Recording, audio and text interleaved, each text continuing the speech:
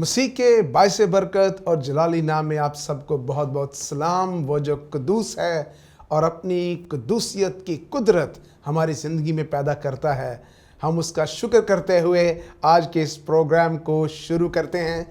और आप देख रहे हैं यीशु के गवाह। हम इसके सीज़न 2 में मौजूद हैं।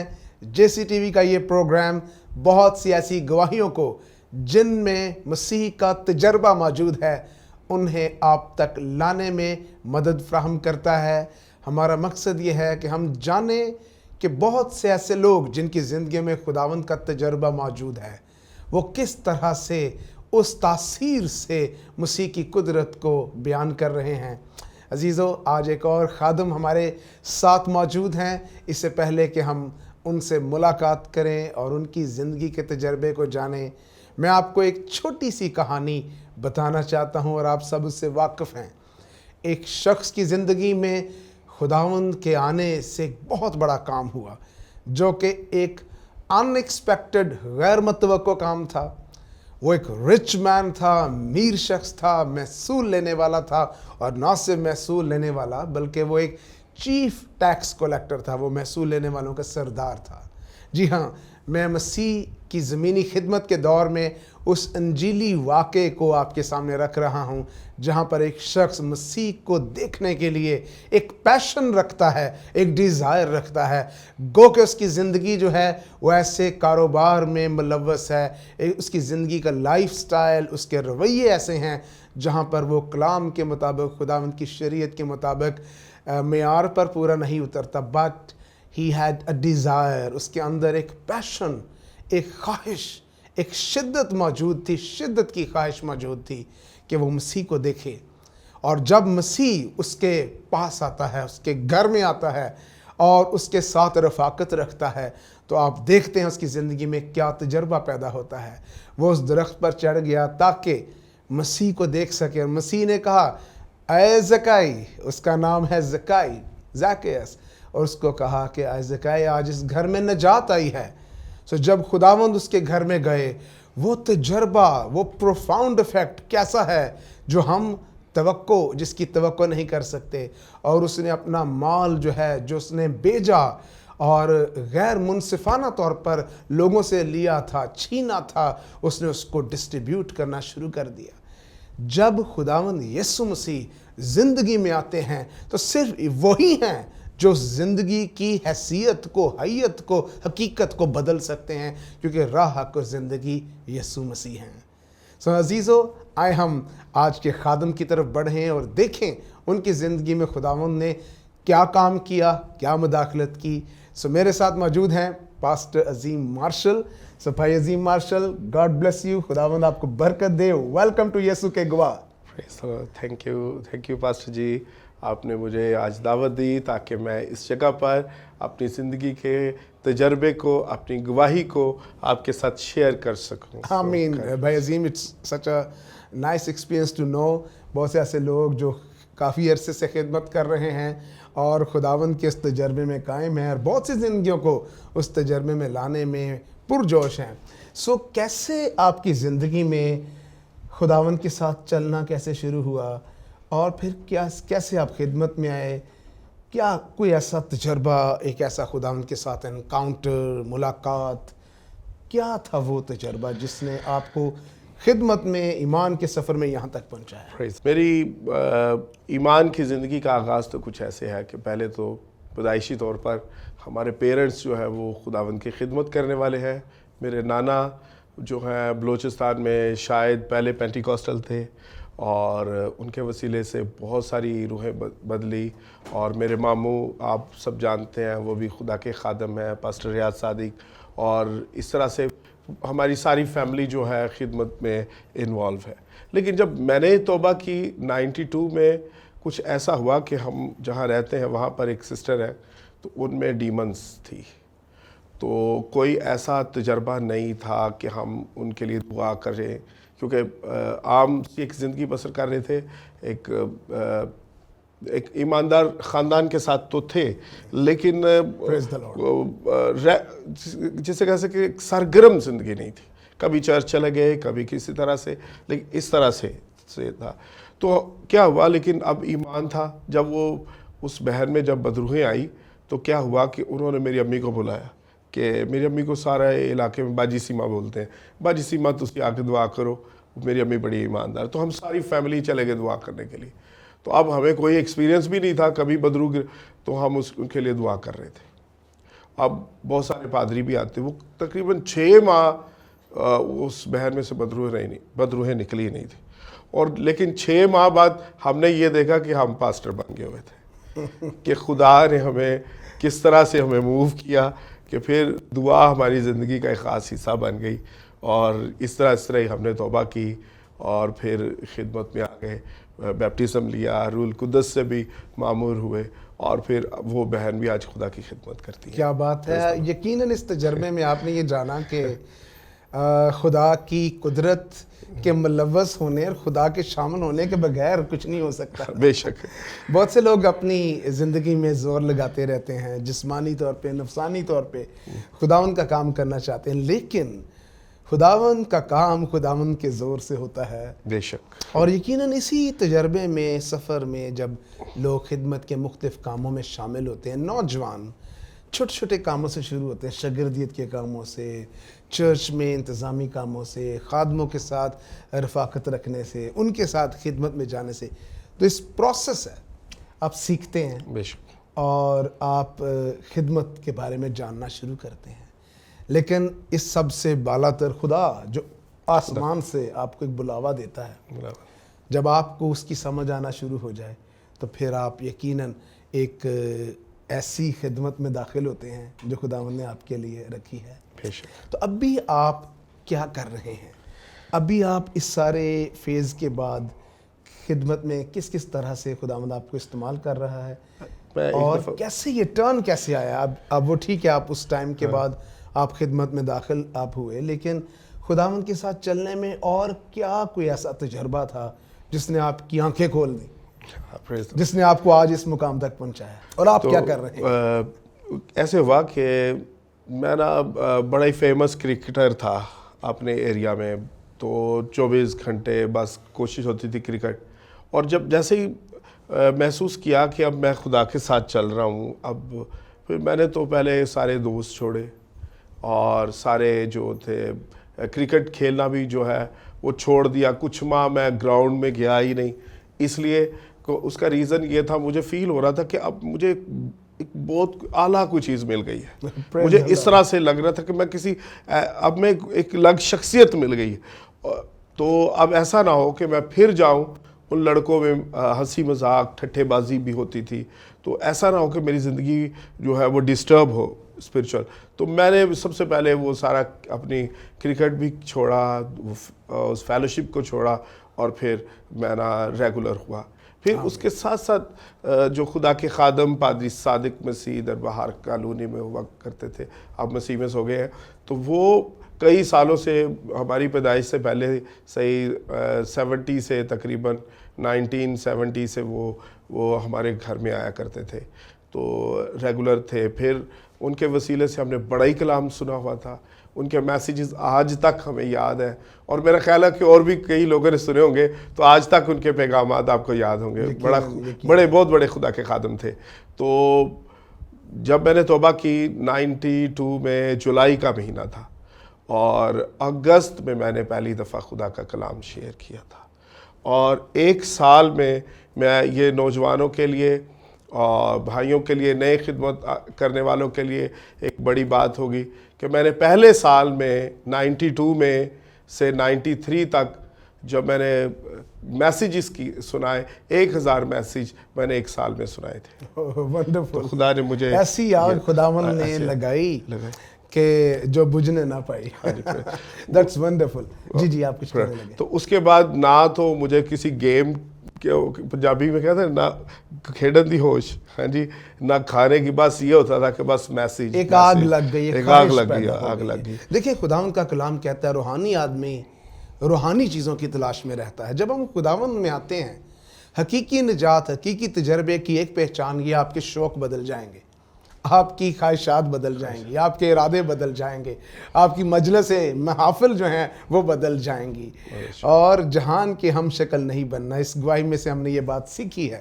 یقیناً جب ہماری زندگی میں خداوند آتا ہے، اگر ہم اپنی گواہی کو پر تاثیر رکھنا چاہتے ہیں عزیزو، بہت کچھ خداوند کے لیے چھوڑنا پڑے گا، بہت کچھ جو ہے اس کی سولی اٹھانی پڑے گی، کیونکہ ہم نے جہان کے ہم شکل نہیں بننا۔ وہ کام جو جہان کرتا ہے ہم نے اس میں شامل نہیں ہونا، اور پھر ہماری گواہی میں ایک اثر ہے۔ اور آج خداوند کے یہ خادم بہت سی زندگیوں کو اس کی خدمت کے ماتحت بہت سی زندگیوں کو چھونے، بدلنے، مسیح کے لیے ترقی کرنے میں مدد دے رہے ہیں۔ اور ایسے ہی ہوتا ہے عزیزو، آپ کو چھوڑنا پڑتا ہے پرانی باتوں کو، پرانے لباس کو، پرانی پوشاک کو چھوڑنا پڑتا ہے اور نئی پوشاک پہننی پڑتی ہے۔ عزیزو، اب وقت ہے کہ ہم ان باتوں کے بعد خداوند کے مقدس کلام کی باتیں جو ہیں وہ خداوند کے خادم کے وسیلہ سے سنیں۔ سب وقت ہے کہ پاسٹر عظیم مارشل خداوند کا پیغام آپ تک پہنچائیں گے۔ میں امید کرتا ہوں آپ اس پیغام کے وسیلے سے برکت پائیں گے۔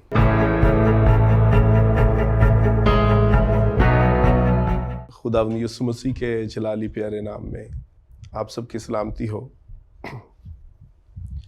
عزیزو، خدا کا کلام زندہ ہے، اور جب بھی ہم خدا کے کلام کو سنتے ہیں تو خدا کے کلام سے ہم برکت پاتے ہیں، زندگی پاتے ہیں۔ اور آج جو میں آپ کے ساتھ بات شیئر کرنا چاہتا ہوں کلام خدا میں سے، جس کے وسیلے سے ہم جو ہے اسپرچولی طور پر ہماری روحانی زندگی جو ہے وہ انکریز ہوتی ہے، بڑھتی ہے، خدا کے ساتھ ہمارا ریلیشن جو ہے وہ ڈیولپ ہوتا ہے۔ اور اکثر مجھ سے کئی لوگ اس طرح کا سوال بھی کرتے ہیں، بھائی مارشل آپ بتائیے کہ ہم خدا کے ساتھ کیسے چلیں، یا کس طرح ہم خدا کے ساتھ تعلق کو بڑھا سکتے ہیں۔ تو میرا ایک ہی ان کے ساتھ ایک ہی جواب ہوتا ہے کہ اپنی دعا کو بڑھائیے، دعا کریں۔ جتنا ہم دعا کریں گے اتنا ہی خدا کے ساتھ ہمارا تعلق جو ہے وہ بہتر ہوتا جائے گا۔ اور ہم دیکھتے ہیں یرمیہ کی کتاب، اس کا 33واں باب اور اس کی 3 آیت بہت فیمس ہے، لکھا ہے کلام مقدس میں کہ مجھے پکار اور میں تجھے جواب دوں گا۔ میں تجھے کیا کروں گا؟ جواب دوں گا، اور بڑی بڑی اور گہری باتیں جن کو تو نہیں جانتا تجھ پر ظاہر۔ تو یہ زبردست بات ہے کہ خدا نے کہا کہ مجھے پکار تو میں تیری باتوں کا کیا کروں گا؟ جواب دوں گا۔ آپ بائبل مقدس پڑھتے ہو، آپ بائبل مقدس کو پڑھنے سے کیا کرتے ہو کہ خدا کو جانتے ہو، خدا کے وعدوں کو جانتے ہو کہ خدا کیسا ہے۔ لیکن جب آپ دعا کرتے ہو نا تو آپ کو جو آپ نے پڑھا ہے اس کا ایکسپیرینس ملتا ہے آپ کو۔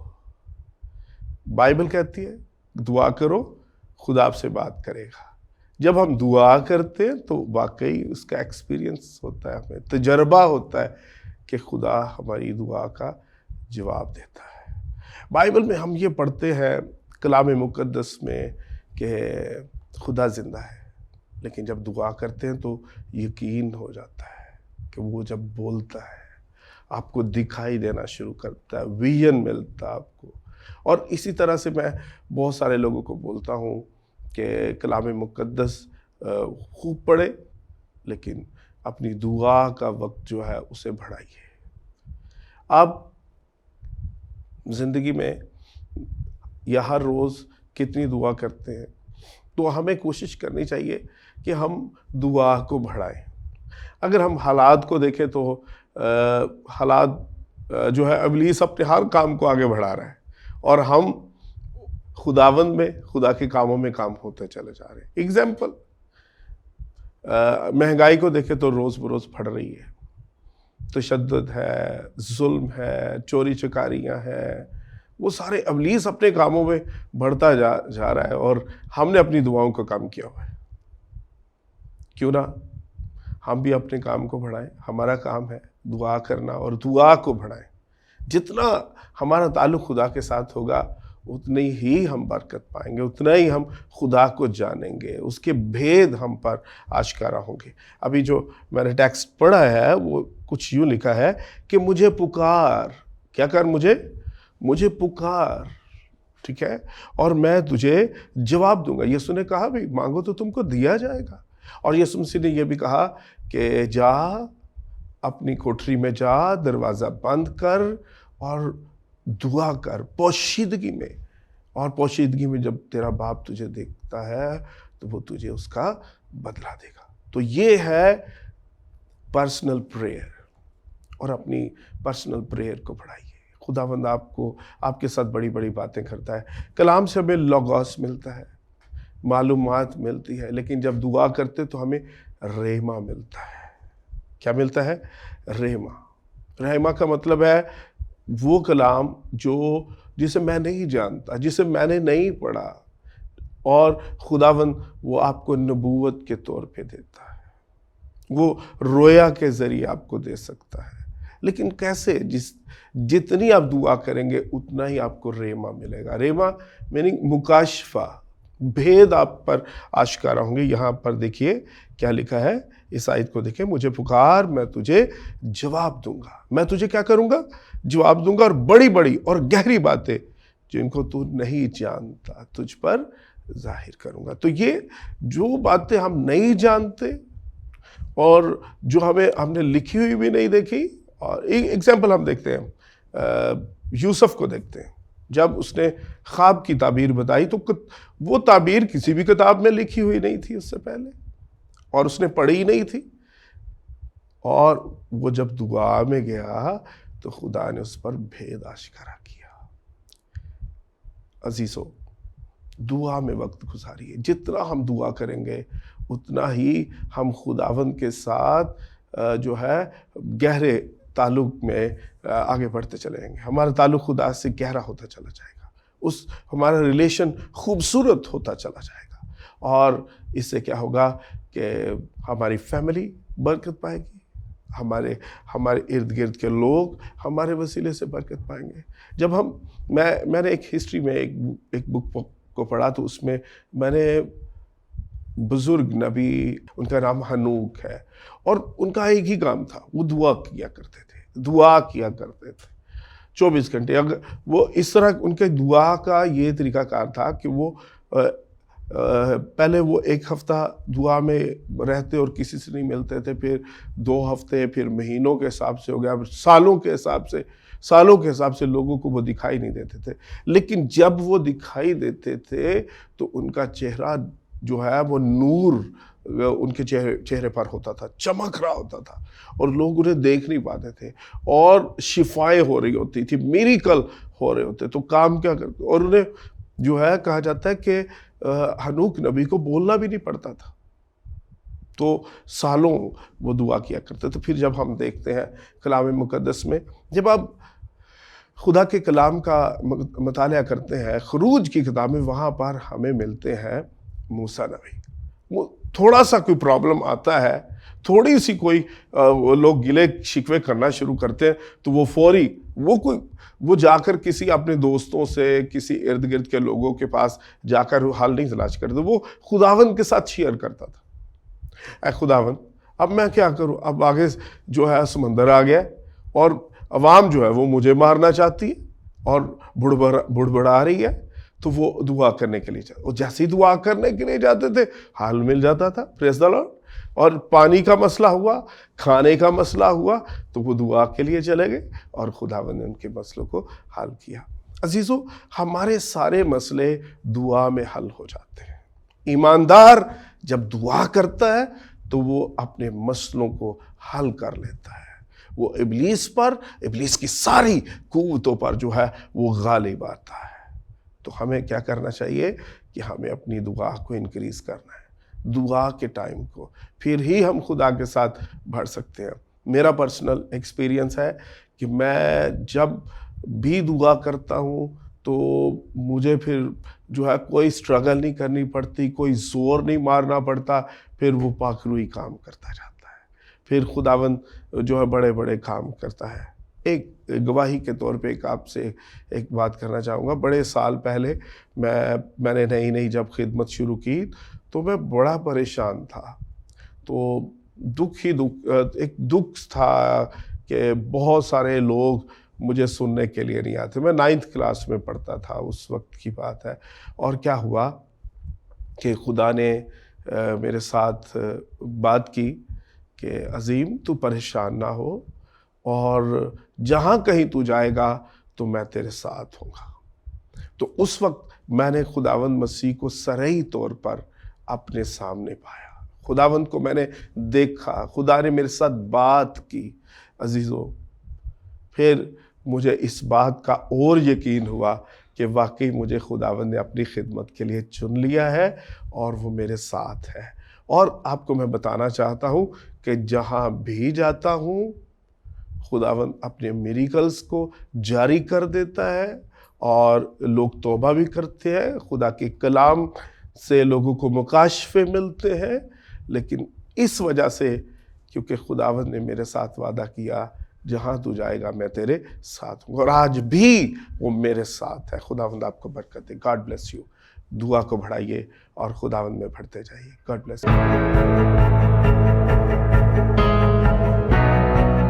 ویلکم بیک ناظرین، آپ دیکھ رہے ہیں یسوع کے گواہ سیزن 2، اور ابھی آپ نے خداوند کے کلام کی بیش بہا بیش قیمت باتیں جو ہیں وہ خداوند کی بندہ کے وسیلہ سے سنی. یقیناً آپ نے اپنی زندگی میں فیصلہ کیا، یقیناً ایک عہد کیا کہ آپ اپنی زندگی میں اور زیادہ اپنے آپ کو خداوند کے ساتھ وابستہ کریں گے، دعا کریں گے، اور زیادہ اس کے لیے اپنے آپ کو پیش کریں گے.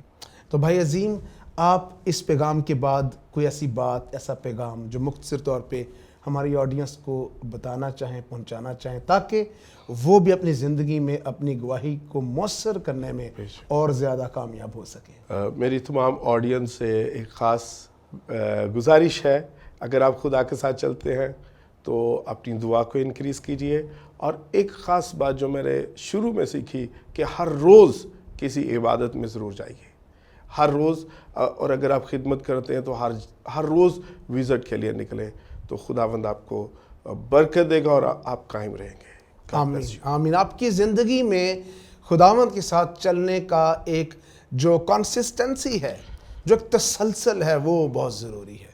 مسیح کے ساتھ چلتے رہیے میرے عزیزو، اور جہان کی ہم شکل نہ بنے.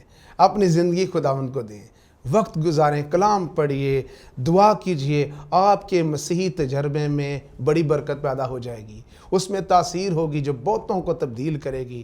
عزیزو، یہی مقصد ہے. ہم جانیں بہت سی زندگیوں کے تجربوں میں سے کس طرح سے وہ خداوند کے لیے ایک پر تاثیر گواہی اپنے اندر رکھتے ہیں. اب ہمیں اجازت دیجئے، اور اگلے پروگرام میں ہم دوبارہ اگلی ایپیسوڈ میں ایک نئی گواہی کے ساتھ ملیں گے آپ سے. اور اس وقت تک ہمارے لیے دعا کرتے رہیے. خداوند کی بادشاہی کے پھیلاؤ کے لیے، وسعت کے لیے انٹرسیشن، شفاعت کرتے رہیے، اور ایسی بہت سی گواہیوں کو سننے کے لیے، دیکھنے کے لیے انتظار کرتے رہیے. آپ دیکھ رہے ہیں یسوع کے گواہ سیزن 2. God bless you. پھر ملتے ہیں نیکسٹ ایپیسوڈ کے ساتھ.